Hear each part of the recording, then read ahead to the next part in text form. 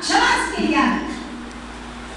माझ्या आई जर माझा द्वेष करते तुम्ही या वयापर्यंत ती राहिली नसते आणि तुमच्यापुढे तर कधीच आले नसते. कारण माझी आई माझ्या अपराधाचा, माझा गुन्ह्याचा, माझ्या सगळ्या त्रासाची ती क्षमाच करते. पण त्या या ठिकाणी ती आई ते बाळ त्या वधस्तंभावर नेताना पाहत असते. येशू चांगला मुलगा होता.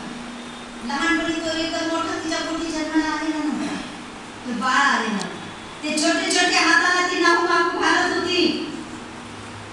तुमच्या हात आता जे मजबूत झालेले आहे ते लहानपणी आईने मालिश केलेली आहे ते लावून ती स्वतः तेलकट झालेली आहे. आणि ते एवढे हात ज्यावेळेस मालिश करून नाहू मागू घालून तरुण झालेले आहे त्यावेळेस ती आई त्या हाताला खेळत झोपताना डोळ्यांनी पाहत आहे. त्याचे मोठे पाय तिला लाथा मारत होते, तिच्या अंगाखांद्यावर खेळत होते. ते पाय ती उडीशे पाय तरुण झाल्यानंतर त्या पायामध्ये खेळत झोपताना ती आई पाहत होती. काय त्या आईचं पाहिजे, काय त्या आईची हृदय म्हणत असत, काय त्या आईला वाटत असत. अहो आता सध्या माझ्या लेकराला एवढ्या लेकराला कोणी काही मारलं तरी लगेच असं करून जाते, लगेच विचारते काय काय केलं, असं झालं तसं झालं.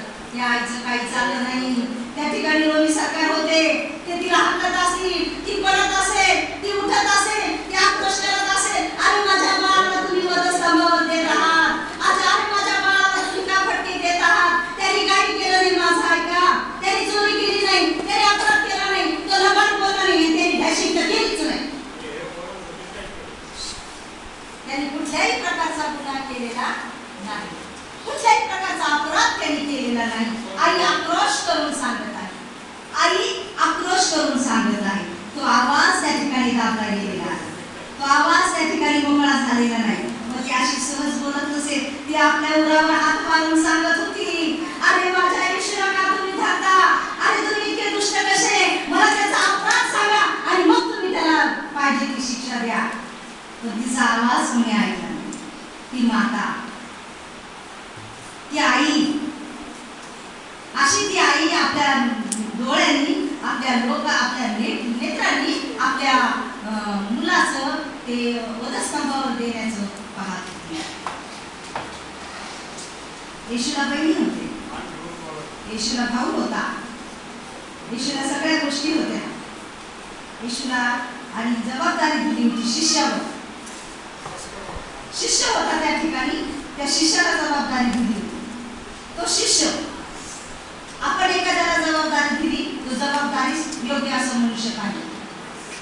आता प्रभूने त्याला स्वतः जबाबदारीची शिक्षा जबाबदारी दिलेली होती की माझ्या आईचा सन्मान कोण करेल.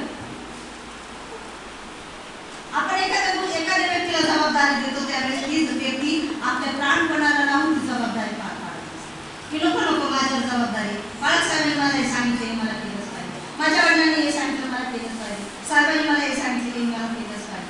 पण शिष्य तो एक शिष्य, एवढ्या 12 शिष्यामध्ये त्या शिष्याला येशूने चांगल्या प्रकारे ओळखलं की हा जबाबदारी योग्य असा शिष्य आहे. आणि मग त्याला सांगितलं, बाई पुत्रा ही पहा तुझी आई. आणि मग ज्यावेळेस तुम्ही जर पवित्र शास्त्र वाचलं त्यामध्ये असं म्हटलेलं आहे की त्यांनी त्याच वेळेला तो काय केला, तो त्या आईला घेऊन कुठे गेला, घरी गेला. योहानाला आई होती, मग त्याला आईची परत गेलं नाही. योहानाला आई होती, अजून त्याला स्वतःला बहीण भावंड होती, पण त्याने ते दिलेलं नाही. ह्या तिसऱ्या शब्दाकडून मला हे पाहायला मिळतं की प्रभू येशू ख्रिस्त नात्यांची काळजी घेतो. नातं, मी मुलगा आहे, माझी आई आहे, नातं जोडणं फार सोपं आहे, नातं तोडणं पण सोपं आहे. नातं जोडायला सोपं आहे, नातं तोडायला सोपं आहे, पण नातं जतन करायला अवघड आहे, नातं सांभाळणं अवघड आहे, नातं जोपासणं अवघड आहे. आणि म्हणून अशा परिस्थितीमध्ये पण योग्य निवड त्यांनी त्याची केलेली अशी आहे. आणि म्हणून पवित्र शास्त्र आपल्याला सांगतात माझ्या पुस्तकामध्ये आपली आई आपला बाप याचा काय कर, मान राख, मान काप नाही, मान राख आपल्या आई समान. आणि पवित्र शास्त्रामध्ये असे वचन आहे की सूत्रामध्ये 23-22 मध्ये आपल्या वृद्ध मातेला तुच्छ मानू नको,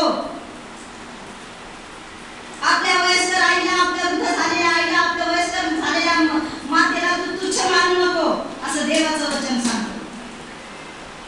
आपल्या वृद्ध मातेचा सन्मान कर, आपल्या वृद्ध मातेचा आदर कर.